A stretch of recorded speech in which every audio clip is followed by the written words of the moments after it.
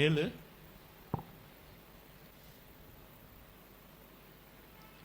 5, 6. நான் மாம்சத்திற்கு உட்பட்டிருந்த காலத்தில் நியாய பிரமாணத்தினாலே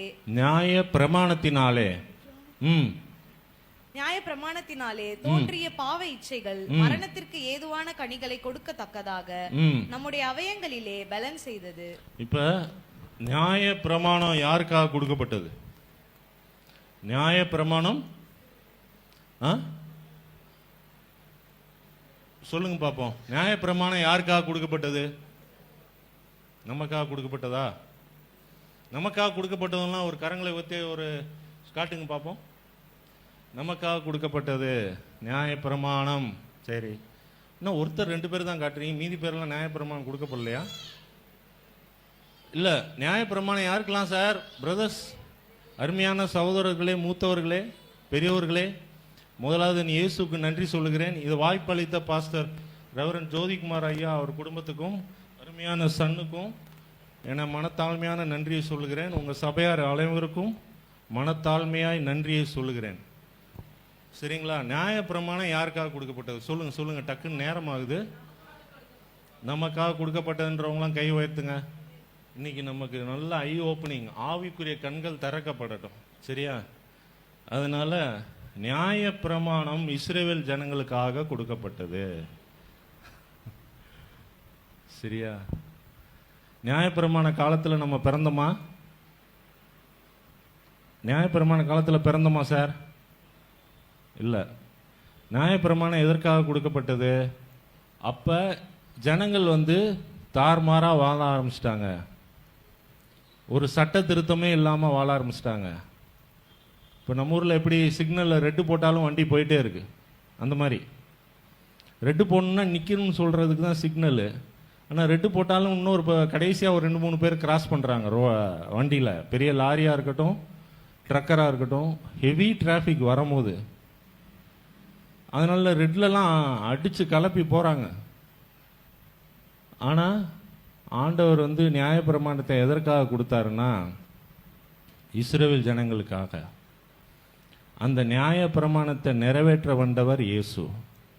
அந்த நியாயப்பிரமாணத்தின்படி வாழ்ந்தால் நம்ம ஒருத்தரும் இந்த பூமியில் உயிரோட இருக்கவே முடியாது. 10 பிரமாணத்தையும் நீங்கள் கை கொள்ளாவிட்டால் கல்லெறிஞ்சு கொல்லப்படணும். அதற்கு தான் நியாய பிரமாணம். புரிஞ்சவங்க ஒரு அல்லேலூயா சொல்லுங்க பார்ப்போம். முதல் ஸ்டெப்பு. சரிங்களா? இந்த நியாய பிரமாணம் மோசே மூலியமாய், தீர்க்கதரிசி மோசே மூலியமாய் இஸ்ரவேல் ஜனங்களுக்கு கொடுக்கப்பட்டது. இந்த நியாய பிரமாணத்தின்படி ஒரு தப்பு பண்ணாலும் கல்லெறிந்து கொல்லப்பட வேண்டும். வாசிங்க அதுல இருந்து. நாம் மாம்சத்திற்கு உட்பட்டிருந்த காலத்தில் நியாய பிரமாணத்தினாலே தோன்றிய பாவ இச்சைகள் மரணத்திற்கு ஏதுவான கனிகள். இப்ப நியாய பிரமாணத்திலும் பாவ இச்சைகள் தோன்றுது. இப்பவும் இருதயத்திலும் சிந்தையிலும் பாவ இச்சைகள் தோன்றுது.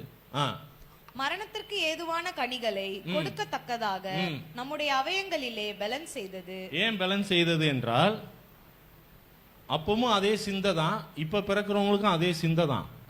ஆவி தான் ரட்சிக்கப்பட்டிருக்கு, சிந்தை ரட்சிக்கப்படலை, சரீரம் ரட்சிக்கப்படலை. புரியுதுங்களா? ஆவினா உங்க மனசாட்சி ரட்சிக்கப்பட்டிருக்கு, உங்க சிந்தை ரட்சிக்கப்படலை, உங்களுடைய சரீரம் ரட்சிக்கப்படலை. அதனால வாசிங்க. இப்பொழுதோ நாம் பழமையான எழுத்தின்படி அல்ல, புதுமையான ஆவியின்படி ஊழியம் செய்யத்தக்கதாக நம்மை கட்டியிருந்த நியாய பிரமாணத்துக்கு நாம் மரித்தவர்களாகி அதினின்று விடுதலையாக்கப்பட்டிருக்கிறோம். எப்படி? வாசிங்க. எப்படி விடுதலையாக்கப்பட்டிருக்கிறோம்? இதுக்கு நான் வியாக்கியானம் பண்ண வேண்டியதில்லை. 7-6 அதிகாரத்தில் தமிழ் நல்ல கிளியரா எழுதியிருக்காங்க. ஆகையால் என்ன சொல்லுவோம்? நியாயப்பிரமாணம் பாவமோ? நியாயப்பிரமாணம் பாவம் கிடையாதுங்க. நியாயப்பிரமாணம் கொடுத்தவர் யாரு? ஆண்டவர். சோ அதனால பாவம் உண்டா? பாவம் கிடையாது. ஆனா நியாயப்பிரமாணத்தின்படி ஒரு மனிதனும் வாழ முடியாது இந்த பூமியில. அல்லவே பாவம் இன்னதென்று நியாயப்பிரமாணத்தினால் நான் அறிந்தேனே அன்றி மற்றபடி அறியவில்லை. இச்சியாதிருப்பாயாக. நீங்க பாருங்க, யாத்ராம் 20:17. அவர் ஒரு பரிசேயன். அவர் நல்ல குடும்பத்திலிருந்து வந்தவர். யாரு? சவுல். ஒரு கொலைகார், கிறிஸ்தவங்களை கொலை பண்ணவருங்க. அவருக்கு எந்த தகுதியும் இல்லை. அவர் சொல்றாரு, நான் ஒரு கொலைகாரன், பாவியிலும் பாவி, பிரதான பாவி. கொலைகாரன் வந்து என்ன சொல்லுவாரு, நான் ரொம்ப நல்லவர் அப்படின்னு சொல்லுவாரா? இல்ல. ஆனா அவர் என்ன சொல்றாரு, நான் ஒரு கொலைகாரன், நான் பாவியிலும் பிரதான பாவி, நான் கிறிஸ்தவங்களெல்லாம் கொலை பண்ணியிருக்கேன், நான் ஸ்தேவானை கொலை பண்ணும்போது நானும் கூட இருந்தேன், நான் பரிசேயன், நானும் படித்தேன் அந்த நியாயப்பிரமாணத்தின்படி. அதாவது யூதர்கள் இன்றைக்கும் பரிசேயர்கள் சதிசேயர்கள்னு இருக்கிறாங்க.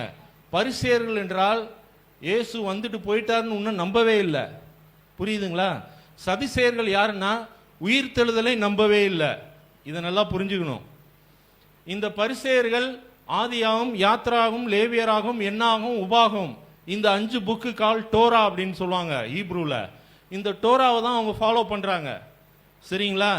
இன்ன வரைக்கும் அந்த வெயிலிங் வால்ல இஸ்ரேல் தேசத்துக்கு ஆண்டவர் கிருபையினால போயிருக்கிறேன். இப்ப இன்னமும் அந்த கருப்பு ட்ரெஸ் போட்டு, ஏன் கருப்பு போடுறாங்கன்னு தெரியுமா? அதுக்கு ஒரு கேள்வி கேளுங்க. ஏன் கருப்பு போடுறாங்கன்னா, உன்னை இயேசு வரவில்லை என்று சொல்லி, இயேசு வந்து போய் 2000 ஆண்டுகள் ஆகியும் அந்த வெயிலிங் வால்ல முட்டி முட்டி அழுதுகிட்டு இருக்காங்க. இந்த வெறும் 5 புக்கை எடுத்து ஜோம் பண்ணி இதே சொல்லி சொல்லி அழுதுகிட்டு இருக்கிறாங்க. இயேசுவே வாரும் வாரும் என்று, அவங்க மேசியா வாரும் வாரும் என்று சொல்லி அழுது கொண்டிருக்கிறார்கள். ஆனால் இயேசு வந்துட்டு போயிட்டாரா? உங்க கண்ணி என் கண்ணி திறந்துட்டாரா? புரியுதா புரியலையா? புரிஞ்சவங்க ஒரு அல்லையா சொல்லுங்களேன். வாசிங்க. இச்சையாதிருப்பாயாக என்று. இச்சை, இச்சை எங்க இருந்து பிறக்குதுங்க? இச்சை எங்க இருந்து பிறக்குது? எங்க? சூப்பர், கண்கள் இருந்து பிறக்குது. கரெக்டா அடிச்சிட்டாரு. வேற இங்க இருந்து யாராவது சொல்லுங்க பாப்போம். ஜீன்ல இருந்து வருது, அதுவும் ரொம்ப கரெக்டான ஆன்சர் தான். வேற சிந்தனையிலிருந்து வருது, ரொம்ப ரொம்ப கரெக்ட். Super, very good. உங்களுக்கு எல்லாருக்கும் 100க்கு 100 மார்க் போட்டேன். வேற எங்க இருந்து வருது? இன்னும் ஒண்ணு வரணுமே. யார் சொன்னா இருதயம்னு? Very good. இருதயத்திலிருந்து வருது இச்சை. இந்த இருதயம், கண்ணு, சிந்தை, இதுல இருந்து தான் வருது இச்சை. இச்சை வந்து பார்க்குற ஷர்ட் பேண்ட் போட்டு ஒயிட் அண்ட் ஒயிட் போடுறதுனால இல்லை. கிறிஸ்தவ வாழ்க்கை என்பது உள்ள இருந்து வெளியே. இருதயம் எப்படி இருக்கோ, உங்க பார்வை எப்படி இருக்கோ, உங்க சிந்தை எப்படி இருக்கோ, உங்க எண்ணங்கள் எப்படி இருக்கோ, நீங்க எப்படி ஆண்டவரை புரிஞ்சிருக்கீங்களோ, ஆண்டவர் எப்படிப்பட்டவர், ஆண்டவர் எவ்வளோ நல்லவர், ஆண்டவர் எவ்வளோ வைராக்கியம் உள்ளவர், எப்படி ஆண்டவரை பத்தி நீங்க புரிஞ்சிருக்கீங்களோ அதுதான்.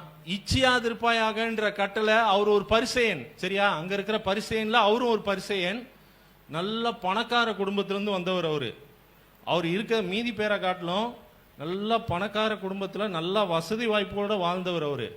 அவர் பரிசேயனுக்கு பரிசேயன். பெஞ்சமின் கோத்திரம்.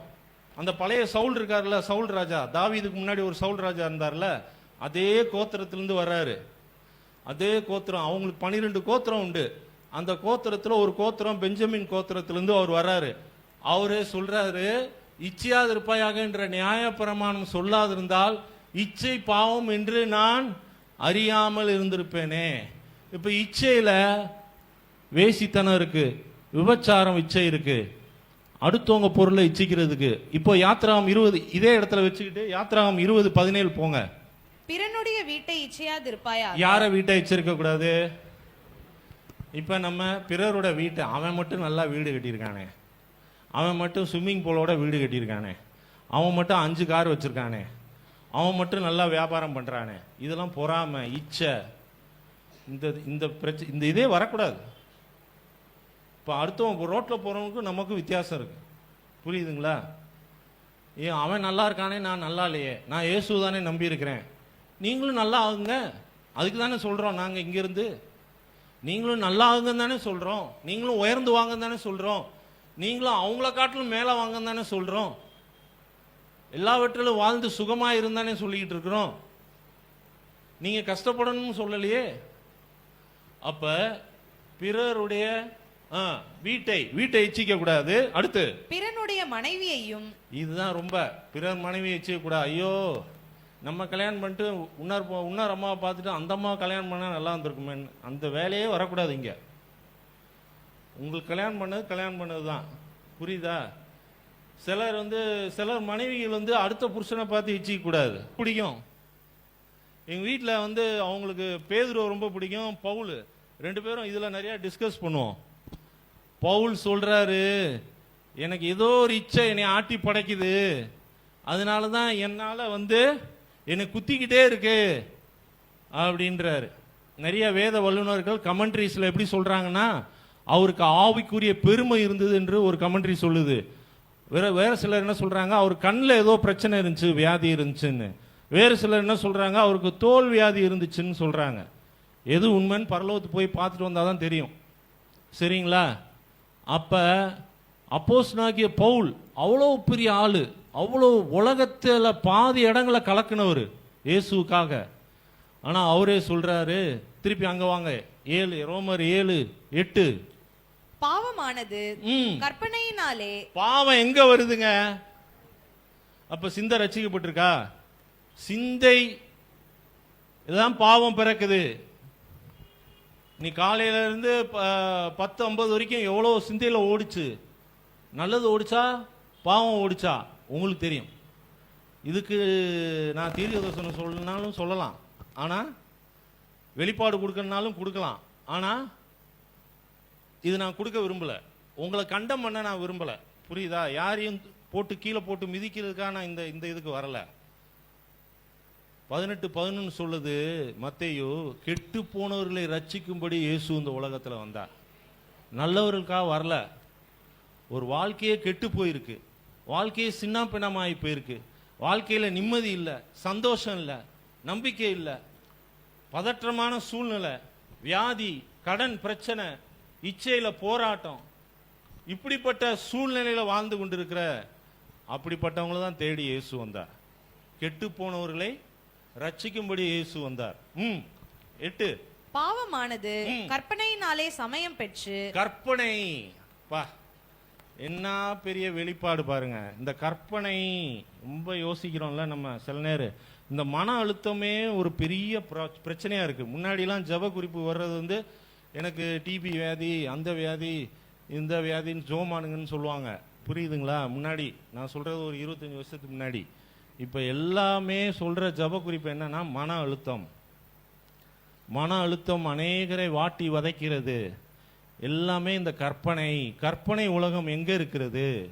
கற்பனை அவருடைய வார்த்தையோடு இசைந்திருந்தால் வானமும் பூமியும் ஒளிந்து போகும். அவருடைய வார்த்தை, இந்த கற்பனை அவரோடு கனெக்டடா இருந்தா, உங்க தாட்ஸ், உங்க சிந்தை நல்லா இருந்தா உங்க எண்ணங்கள் நல்லா இருக்கும். உங்கள் எண்ணங்கள் நல்லா, உங்க யோசனைகள் நல்லா இருந்தா உங்க பார்வை கரெக்டா இருக்கும். உங்க பார்வை கரெக்டா இருந்தா உங்க இருதயம் கரெக்டா இருக்கும். உங்க இருதயம் கரெக்டா இருந்தா இருதயத்தின் நிறைவினால். அடுத்து வாசிங்க. சகலவித இச்சைகளையும் என்னில் நடப்பித்தது நியாயப்பிரமாணம் இல்லாவிட்டால் பாவம் செத்ததா இருக்குமே. இப்படி சொல்ல முடியுமா அவரால? பரிசேயர்கள்னாலே நியாய பிரமாணத்தின்படிதான். புரியுதுங்களா? அடுத்து, முன்னே நியாயப்பிரமாணம் இல்லாதவனாய் இருந்தபோது நான் ஜீவன் உள்ளவனாய் இருந்தேன். எப்படி சொல்றாரு பாருங்க. நியாய பிரமாணம் இல்லாம இருக்கும் போது நான் எனக்குள்ள ஒரு ஜீவன் இருந்த மாதிரி இருந்துச்சு. கற்பனையே எனக்கு மரணத்துக்கு ஏதுவா இருக்க கண்டேன். பாவமானது கற்பனையினாலே சமயம் பெற்று என்னை வஞ்சித்து அதனாலே என்னை கொன்றது. ஆகையால் நியாயப்பிரமாணம் பரிசுத்தம் உள்ளதுதான். நியாயப்பிரமாணம் பரிசுத்தம் உள்ளதுதாங்க. ஏன்னா பரிசுத்த ஆண்டவர் அதை கொடுத்தார். பரிசுத்த பிதா கொடுத்தார். பிதா கொடுத்தார். கற்பனையும் பரிசுத்தமாயும் நீதியாயும் நன்மையாயும் இருக்கிறது. இப்படி இருக்க நன்மையானது எனக்கு மரணம் ஆயிற்றோ? நன்மையானது எப்படிங்க மரணமாகும்? அப்படி அல்ல, பாவமே எனக்கு மரணம் ஆயிற்று. பாவம் சிந்தை ரட்சிக்கப்படலன்னு பவுல் சொல்றாரு. நான் ரட்சிக்கப்பட்டேன், நான் இயேசுவை ஏற்றுக்கிட்டேன், நான் இயேசுவை என்னுடைய ஆவிக்குரிய கண்களால் பார்த்தேன், நான் 3 வருஷம் அரேபியா தேசத்துல ஒளிஞ்சிருந்தேன், நான் எல்லாம் அவர்கிட்ட டைரக்டா கத்துக்கிட்டேன், நான் எந்த பைபிள் செமினரி எந்த காலேஜும் போகல, எல்லா வெளிப்பாடையும் பெற்று நான் அவர் சமூகத்திலே உட்கார்ந்து அதுக்கப்புறம் ஊழியத்துக்கு வந்தாரு பவுல். பாவம் கற்பனையினாலே மிகுந்த பாவம் உள்ளதாகும்படிக்கும் அது நன்மையானதை கொண்டு எனக்கு மரணத்தை உண்டாக்கினதினாலே பாவமாகவே விளங்கும்படிக்கும் அப்படி ஆயிற்று. போதும். அப்ப மத்தேயு 5:17, 18, 19 நியாய பிரமாணத்தை ஆனாலும் தீர்க்க தரிசனங்களை பவுல் சொன்னது இப்படி சொல்லியிருக்காரு. சரிங்களா?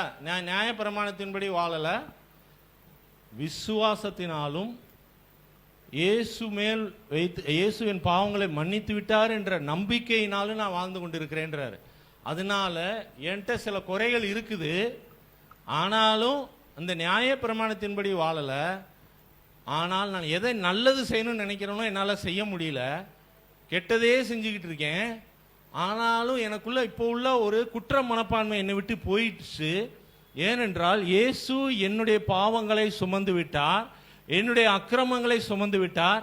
இயேசு எனக்காக ஒரு தரம் தான் அடிக்கப்படுவார், ஒரு தரம் தான் நொறுக்கப்படுவார். என்னுடைய பாவங்களையும் என்னுடைய அக்கிரமங்களையும் என்னுடைய தரித்திரத்தையும் என்னுடைய நோயையும் என்னுடைய சாபத்தையும் எல்லாவற்றையும் அவர் சுமந்து தீர்த்தபடினால் அவர் என்ன சொல்றாருன்னா, நான் நீதிமான் என்று சொல்லுகிறார் பவுலே. விசுவாசத்தினால நீதிமான். நம்ம செய்யற செயல்னால நம்ம நீதிமான் இல்ல, நம்ம ரொம்ப மோசமான ஆட்கள் செயல்ல. ஆனா விசுவாசத்தினால நியாய பிரமாணத்தை ஆனாலும் தீர்க்க இப்ப தரிசனங்களை இயேசு சொல்றாரு பாருங்க, இது ரொம்ப ரொம்ப சுவாரஸ்யமா இருக்கும். இத கவனிங்க. சிலர் என்கிட்ட கேட்பாங்க, வியாக்கியானம் பண்ண வரும்போது, ஆர்குமெண்ட் பண்ணும்போது, ஐயா இயேசு என்னையா சொன்னாரு? பாத்துருவோம், இயேசு சொல்றதையும் பாத்துருவோம். தீர்க்க தரிசனங்களை ஆனாலும் அழிக்கிறதற்கு வந்தேன் என்று எண்ணிக்கொள்ளாதேயுங்கள். பாருங்க, நியாய பிரமாணத்தை அழிக்க வந்தேன்னு அவர் சொல்லவே இல்லை. அழிக்கிறதற்கு அல்ல, நிறைவேற்றுகிறதற்கே வந்தேன். அவர் ஒருத்தர் தாங்க நிறைவேற்ற முடியும். அவர்கிட்ட ஒரு பாவம் இல்லாத அவர், ஒரு பாவம் கூட அவர்கிட்ட கிடையாதுங்க. தங்கத்தை 2 சைடு உரசினாலும் சரி, ஒரு பாவம் கூட அவர்கிட்ட கிடையாது. அதனால அவரால் மாத்திரம்தான் அதை நிறைவேற்ற முடியும். நியாயப்பிரமாணத்தின்படி வாழ்ந்தீங்கன்னா ரொம்ப குற்ற உணர்வு, குற்ற மனப்பான்மையோட சாட்டை எடுத்து, குட் ஃப்ரைடே அன்னைக்கு பார்த்தீங்கன்னா பிலிப்பைன்ஸ்லாம் வந்து ஒரு சாட்டை எடுத்து ரோட்லேயே அடிச்சுட்டு வருவாங்க. எப்படி? ஏசுநாதரை அடிச்சது மாதிரி இவங்கள தங்களை அடிச்சுக்கிறாங்க. அடிச்சதுக்கப்புறம் 3ஆவது நாள் ஈஸ்டர் பார்த்தீங்கன்னா ஃபுல்லாக மிதந்துட்டு வருவாங்க. எதில் வருவாங்க? அப்படிலாம் சொல்லவே இல்லை பைபிளில் எங்கேயும். புரியுதா? சும்மா நம்ம வெளியில் ஷோவே காட்ட வேணாம், அவர் இருதயத்தை பார்க்குறார். புரியுதா? இயேசு நிறைவேற்ற வந்தார். வானமும் பூமியும் ஒழிந்து போனாலும் நியாய பிரமாணத்தில் உள்ளதெல்லாம் நிறைவேறும் அளவும் அதில் ஒரு சிறு எழுத்தாகிலும் ஒரு எழுத்தின் உறுப்பாகிலும் ஒழிந்து போகாது என்று மெய்யாகவே உங்களுக்கு சொல்லுகிறேன். ஐயா, ரோமர்ல பவுல் அப்படி சொல்றாரு ஐயா, இங்க இயேசு இப்படி சொல்றாரு ஐயா, அப்ப என்ன அர்த்தம்? நீங்க குழப்பறீங்களான்னு கேட்கலாம். கேளுங்களேங்க. அதனால என்ன குழப்பமா இருக்கு? இயேசு இங்க எப்படி சொல்றாரு அப்படின்னு எப்பவுமே அடுத்த வசனம் வாஸ்தாதான் புரியும். ஆகையால் இந்த கற்பனைகள் எல்லாவற்றிலும் சிறிதானது ஒன்றை ஆகிலும் மீறி அவ்விதமாய் மனுஷருக்கு போதிக்கிறவன் பரலோக ராஜ்யத்தில் எல்லாரும் ரொம்ப சிறியவன். இப்ப நான் கற்பனைக்கு மீறி போதிக்கிற மாதிரி இருக்கு. வாசிங்க. எல்லாரிலும் சிறியவன் எண்ணப்படுவான், இவைகளை கை கொண்டு போதிக்கிறவனோ பரலோக ராஜ்யத்தில் பெரியவன் எண்ணப்படுவான். சரி, வாசிங்க. வேதபாரகர் நல்லா கவனிக்கணும். இது வந்து கொஞ்சம் கான்ட்ரவர்ஷியலா இருக்கிற மாதிரி இருக்கும். புரியுதுங்களா? புரியாத புதிர் மாதிரி இருக்கும். இதை நல்லா கவனிச்சீங்கன்னா, உள்ள வாங்கிட்டீங்கன்னா உங்க வாழ்க்கையே மாறிடும். புரியுதுங்களா? ஆனா வாழ்க்கை மாறாம இருக்கும்னா நம்ம இந்த நியாய பிரமாணத்திலே போட்டு நம்மளே குத்திட்டு இருக்க கூடாது. நம்ம ஆல்ரெடி நம்ம பாவின்னு நமக்கு தெரியும். புரியுதா? ஆனா இனிமே பாவம் செய்யாதபடி எப்படி வாழ்றது, அதுதான் சொல்லிட்டு இருக்கேன். வேதபாரகர், பரிசேயர், ஸ்லோவா. வேதபாரகர், பரிசேயர் என்பவர்களுடைய நீதியிலும் உங்கள் நீதி அதிகமாய் இராவிட்டால். அப்படின்னா என்ன அர்த்தம்? அப்படியே நிறுத்துங்க. அப்படின்னா என்ன அர்த்தம்?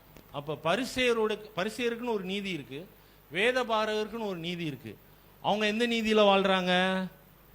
அவ்வளோ பாரமா? இங்கே வரும்போதெல்லாம் ஒரு பாரத்தோடு வருவேன், எல்லா இடத்துக்கும் அப்படி தான் போவேன். ஆனால் நீங்கள் எல்லாம் நல்லா ஆகணும், இன்னும் ஜெபம் பண்ணணும், இன்னும் வேதத்தை அதிகமாக வாசிக்கணும், இன்னும் ஆண்டவரை அதிகமாக பிடிச்சிக்கணும், அவர் மேலே இன்னும் நம்பிக்கை அதிகமாகணும், விசுவாசம் அதிகமாகணும், உங்கள் வாழ்க்கை மாற்றப்படணும், நல்லா வரணும். அந்த ஒரே எண்ணத்தில் தான் நான் இங்கே சொல்லி கொண்டு இருக்கிறேன். சரிங்களா? நீதியிலும் உங்கள் நீதி. அப்பனா என்ன அர்த்தம்னா, பரிசேயர் நீதி அவங்க நியாயப்பிரமாணத்தின்படி நீதியா அவங்க நினைச்சுக்கிறாங்க. அந்த 10 கற்பனைப்படி, ஐயா நான் தசமபாகம் கொடுக்குறேன்யா, காணிக்கை கொடுக்குறேன்யா, நான் வாரத்தில் 2 நாள் உபவாசம் இருக்கிறேன்யா. ஒரு பரிசேயர் அப்படிதான் சொல்லுவார். ஒருத்தர் இங்கே ஜோம் பண்ணிட்டு இருப்பார். அந்த ஒரு பரிசேயர் இன்னொரு ஆளை பார்த்துட்டு, ஐயா அவன் பெரிய பாவியா, அவன் பெரிய அக்கிரமக்காரையா, ஆனால் நான் தசமபாகம் கொடுக்குறேன்யா, காணிக்கை கொடுக்குறேன்யா, வாரத்தில் 2 நாள் உபவாசம் எடுக்கிறேன்யா, நான் ஜோம் பண்ணுறேன்யா, அந்த 10 கற்பனையை சொல்கிறேன்யா. ஆண்டவர் அப்படிப்பட்ட ஆட்கள்லாம் பார்க்கறது இல்லை. புரியுதுங்களா? உபவாசம் எடுங்க, அது வேற. ஆண்டவரோட நெருங்குறதுக்கு தான் உபவாசம். உங்களுடைய நுகங்கள் முறிக்கப்படுகிறதுக்கும் கட்டுகள் அறுக்கப்படுகிறதுக்கு தான் உபவாசம். ஏசாயா 58 ஃபுல்லா. ஆனால் அது வேற கான்டெக்ட், அது வேற சப்ஜெக்ட். உபவாசம் நம்ம இப்போ எதுக்கு எடுக்கிறோம்? வேலை வேறணும் எடுக்கிறோம், கடன் போகணும்னு எடுக்கிறோம், கார் வாங்கணும்னு எடுக்கிறோம், திருமணம் வாங்கணும்னு எடுக்கிறோம், ஸ்கூலில் காலேஜில் சேர்க்கணும்னு எடுக்கிறோம், ஸ்கூல் ஃபீஸ் கட்டணும், காலேஜ் ஃபீஸ் கட்டணும் எடுக்கிறோம். சரி எடுங்க, அதெல்லாம் ஒன்றும் தப்பு இல்லை, அதெல்லாம் ஒரு வகையில் நல்லது தான். ஆனால் உண்மையாக உங்கள் இருதயம் மாற்றப்படணும் தான் எடுக்கணும் உபவாசம். அதான் உகந்த உபவாசம். வாசிங்க. நீதியிலும் உங்கள் நீதி அதிகமாய் இராவிட்டால். இங்க பாருங்க, பரிசேர காட்டிலும் நீங்க சரிசேர காட்டிலும் உங்க நீதி அதிகமாகலன்னா, புரியுதா தம்பி சொல்றது? புரியுதா பிரதர்? அப்ப அதிகமாகலன்னா நீங்க பரலோக ராஜ்யத்துக்குள் பிரவேசிக்கவே முடியாதுன்ட்டாருங்க. நிக்கதேமுன்னு ஒருத்தர் இருந்தாரு. அவர் பரிசேயர்ல பெரிய பரிசேயர். அவர் சொல்றாரு, நான் எல்லாமே ஃபாலோ பண்ணிட்டு வரேன். அப்புறம் ஒருத்தர் வந்தார், பெரிய பணக்காரர். ஐயா நான் சிறு வயசு முதல் எல்லா கற்பனையும் ஃபாலோ பண்ணிட்டு வரேன். ஆனால் ஆண்டவர் சொன்னார், அப்பா உன்கிட்ட ஒரே ஒரு குறை இருக்கு, உன்கிட்ட இருக்கிற எல்லா சொத்தையும் விற்று ஏழைங்களுக்கு கொடுத்து என் பின்னாடி வாப்பா அப்படின்னாரு. வந்தாரா? அவரு வரமாட்டேங்கிறாரு. ஏன்னா பண ஆசை தான் எல்லாம் தீமை. ஆனால் பணமே வேணான்னு சொல்லக்கூடாது. பணம் இல்லாமல் வாழ முடியுமாங்க? சொல்லுங்களேங்க. ஏதோ நான் மட்டும் இங்கேருந்து கத்திக்கிட்டு இருக்கிற மாதிரி இருக்கு. பணம் இல்லாமல் வாழ முடியுமா? முடியாது. இப்போதான் இந்த சைட்லேயே கொஞ்சம் சத்தம் வருது. இந்த சைடு முடியாது. பணம் ஆசை தான் இருக்கக்கூடாது, பணம் தேவைதான். சரி, எதையுமே கரெக்டாக பார்க்கணும். அப்போ பரிசேரும் சரிசேர நீதியை காட்டிலும் உங்கள் நீதி அதிகமாக இல்லைன்னா நீ பரலோக ராஜ்யத்திலே பேசிக்க மாட்டீங்கன்ட்டாரு. இது யார் சொன்னா? இயேசு சொல்றாரு. அப்ப இயேசு சொல்றதும் பவுல் சொல்றதும் மேட்ச் ஆகுதா? நியாயப்பிரமாணம் பாவம் கிடையாதுங்க. நியாயப்பிரமாணம் கொடுத்தவர் பரிசுத்த கடவுள், பரிசுத்த பிதா. ஆனா நியாயப்பிரமாணத்தின்படி ஒருவரும் வாழ முடியாதுன்னு தான் நான் சொல்றேன். கொலை செய்யாதிருப்பாயாக. போதும். 1 தீமோத்தேயு 4:11-12. ம் ம் ம் ம் ம் ம் ம் ம் ம் இதுதான் நம்ம பண்ண வேண்டிய இதுக்கு ஏதாவது நான் விளக்கம் சொல்ல முடியுமா? அவசியம் இல்லை. வாசிங்க. அடுத்து யாக்கோபு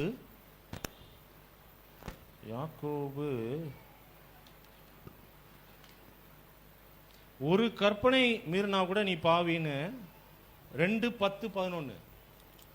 எப்படி எனில் ஒருவன் நியாயப்பிரமாணம் முழுவதையும் கை கொண்டிருந்தும். நல்லா கவனிங்க. ஒருவன் நியாயப்பிரமாணம் முழுவதையும் கை கொண்டிருந்தோம் ஒன்றிலே தவறினால். இவ்வளவு நேரம் அதானே சொல்லிட்டு இருந்தேன். Very good. வாசிங்க சிஸ்டர்.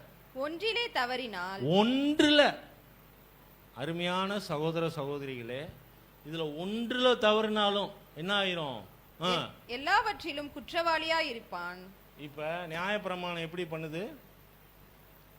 இன்னைக்கு உங்களுக்கு ஐ ஓப்பனிங்கா இருக்கணும். சரிங்களா? இது புரிய வைக்கிறது மிகப்பெரிய கஷ்டம். ஏன்னா நம்ம ஊர்ல அடிச்சு இறக்கிட்டாங்க. எல்லார் வீட்லயும் நியாயப்பிரமாணம் எல்லாம் போட்டு வச்சிருப்பாங்க. நியாயப்பிரமாணத்தின்படி அப்படியே அந்த 10 கற்பனை சொல்லுவாங்க, அப்புறம் எல்லாம் சொல்லுவாங்க.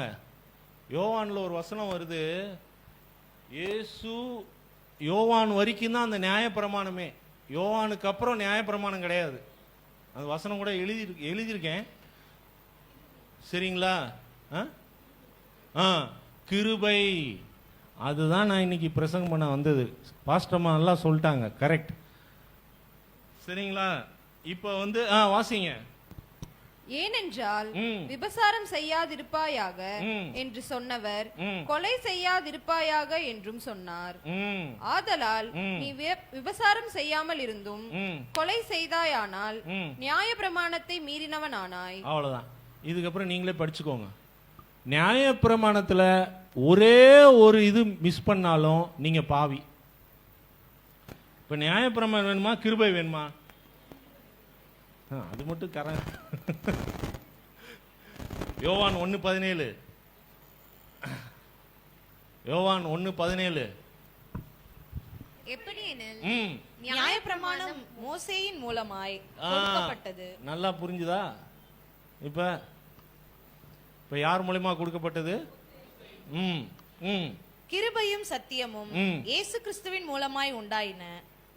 போதுமா? இதுக்கு மேல வேற ஏதாவது பிரசங்கம் வேணுமா? கிருபையும் சத்தியத்தையும் யார் சொன்னா? ஏன் தெரியுமா? அவருக்கு தெரியும், நியாயப்பிரமாணம் கொடுக்கும் போதே பிதாவுக்கு தெரியும், இதை ஒருத்தனும் ஒரு பயலும் பின்பற்ற முடியாதுன்னு. அதனால தான் கொடுத்தாரு. ஏன்னா அதை பின்பற்றிட்டா தான் நீதிமான்னு சொல்லிடுவான்ல. அப்ப இயேசு வர்றது அர்த்தம் இல்லாம போயிரும்ல பூமிக்கு. இயேசுவே நியாயப்பிரமாணத்தை நிறைவேற்ற வந்தார், அவரே சிலுவையில் நிறைவேற்றினார், சரிங்களா? அந்த 10 கற்பனையும் அவரே கடைபிடிச்சு அவர் நியாயப்பிரமாண காலத்துல இருக்கும் போதே வந்தார், சரிங்களா? ஒரு ஸ்திரிய யோவான் 7:7 ஸ்திரியை கல்லடிக்க வந்தாங்க, எதுக்கு? விபச்சாரம் பண்ணிட்டாங்கன்னு. அப்ப சொன்னாரு, ஒரு கோடு போட்டு எழுதிக்கிட்டு இருந்தார், கீழே பார்க்காத மாதிரி. அவன் கத்த இவர் எழுதிக்கிட்டு இருக்காரு. ஒருத்தர் சொன்னார், ஆண்டவராகிய இயேசு சொன்னாரு, இதுல ஒருத்தன் உன் சிந்தையிலையும் இருதயத்திலும் பாவம் இல்லைன்னு என்று சொன்னா நீ கல் எடுத்து அடிப்பா அப்படின்னாரு. அடிச்சானுங்களா எவனாவது? சார் அடிச்சாங்களா சார்? ஏன்? அவ்வளவுதான். இப்ப நம்ம கிருபையில நிக்கிறோம். நம்ம நிற்பதும் நிர்மலமாகாமல் இருப்பதும், நீங்க செய்யற ஒவ்வொரு தப்பிதங்கள் பாவங்களுக்கும் ஒவ்வொரு காரியங்களும் அவர் மன்னித்து மன்னித்து கிருபையா இருக்கிறார், இரக்கமா இருக்கிறார். ஸோ எவ்வளவு நல்ல ஆண்டவர், அதை புரிஞ்சுக்கோங்க. நானும் அதை ஒன்று தான் நான் என் ப்ரேயர் பண்ணுவேன். எவ்வளோ நல்லவர் என்பதுக்காக நான் ப்ரே பண்ணிக்கிட்டே இருப்பேன். நீங்கள் எவ்வளோ நல்லவர் என்பதை நான் புரிஞ்சு சொல்லிக்கிட்டே இருப்பேன். இதுதான் என் ப்ரேயர். நீர் எவ்வளோ நல்லவரப்பா, நான் நிறைய குறைவுள்ள மனுஷனப்பா. மனுஷன் தானே, குறைகள் இருக்குமா இருக்காதா? ரோமர் 10:1-4 வரைக்கும் வாசித்து முடிச்சிடலாம். சகோதரரே, இஸ்ரவேலர் ரட்சிக்கப்பட வேண்டும் என்பதே என் இருதயத்தின் விருப்பமும் நான் தேவனை நோக்கி. அப்ப பாருங்க அவர் என்ன சொல்றாரு இதுல, இஸ்ரவேலர் ஒரு பய கூட ரட்சிக்கப்படல போல, நியாயப்பிரமாணத்தின்படி வாழ்ந்துட்டு இருக்கானுங்க. போட்டு அந்த வெயிலிங் வால்ல நீங்க பாத்தீங்கன்னா அங்க நல்ல பிரசன்ஸ் ஆஃப் காட் இருக்கும், அங்க ஆண்டவருடைய வல்லமைலாம் இருக்கும். ஏன்னா ஆண்டவர் வந்து அவர் பாதம் பட்டு இறங்கின ஊரு, அதனால் அங்கே நல்லா வல்லமையெல்லாம் இருக்கும். அந்த வல்லமையை உணர முடிகிறவங்க தான் அதை உணர முடியும், எல்லாராலையும் அந்த வல்லமையை உணர முடியாது. ஆனால் முட்டி முட்டி முட்டி அழுகிறான். எதுக்கு அழுகிறாங்கன்னா, இன்னும் வாங்க இயேசுவே வாங்க வாங்க, எங்களை போட்டு கொல்றான், இந்த சைடு இவன் கொல்றான், அந்த சைடு அவன் கொல்றான், சுற்றிலும் எங்களை அடிக்கிறான், எங்கே போனாலும் எங்களை போட்டு. எதுக்காக அடிக்கிறாங்க அது சொல்லுங்க பார்ப்போம், அந்த வெளிப்பாடு சொல்லுங்க. எதுக்காக அடிக்கிறாங்க? இஸ்ரவேல் ஜனங்களை மட்டும், உலகம் பூரா எதுக்காக அடிக்கிறாங்க சொல்லுங்களேன். என்னங்க என்னங்க? ஏசப்பா வர்றதுக்கு. சொல்லுங்களேன் பிரதர்ஸ், ஐயா பெரியவரே சொல்லுங்க. குணப்படாம இருக்கிறதுக்கு அடிக்கிறாங்க. சரி நல்லது,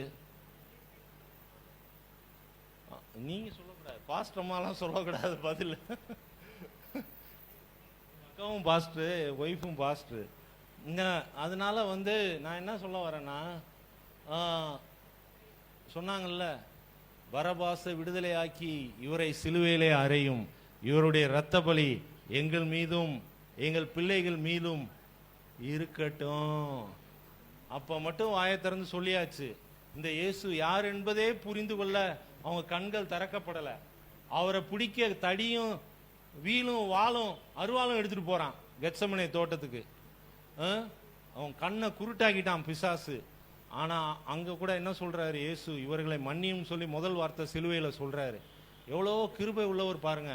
இயேசு சொல்றாரு, என்ன சொன்னாரு, இவரை இங்க சிலுவையில அந்த ஒரு திருடனை ரிலீஸ் பண்ணுங்க, ஆனா இவருடைய இரத்த பலி எங்க மீதும். அதனாலதான் இன்னைக்கும் சாகுறான். இப்படிப்பட்ட சாவுகள் மரணங்கள் எதற்காக இஸ்ரவேல் ஜனங்களுக்கு நேரிடு தெரியுமா? அவங்களே அவங்க வாயினால அவங்க தலையில போட்ட சாபம். ஏன்னா அந்த இரத்த பலி பரிசுத்தமுள்ள ரத்தம்,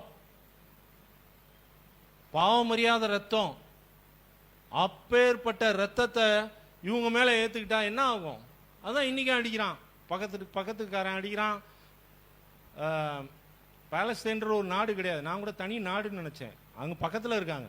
அவங்க அடிக்கிறான், இவன் அடிக்கிறான், அவன் அடிக்கிறான், எல்லாரும் சுத்தி சுத்தி அடிக்கிறான். எதுக்காக அடிக்கிறான்? இதுதான் நம்ம வாயிலே நம்ம சாபத்தை போட்டுட்டோம். எல்லாரும் எழுந்திருப்போமா? சொல்ல வந்தது கிருபை.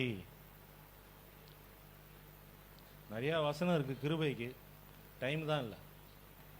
சொல்லிட்டே போகலாம், சுவாரஸ்யமா இருக்கும், உங்களுக்கு கேட்டுக்கிட்டே உட்காந்துருக்கலாம். ஆனால் நீங்க சில சமயம் கோவப்பட்டுருவீங்க. உள்ள மனுஷன் வேற மனுஷனும் வேலை செய்வான்ல. ஒன்று பரிசுத்தாவி வேலை செய்யும், இல்லைன்னா மனுஷிக ஆவி வேலை செய்யும், இல்லைன்னா அசுத்தாவி வேலை செய்யும். 3 ஆவி தான் வேலை செய்யும்.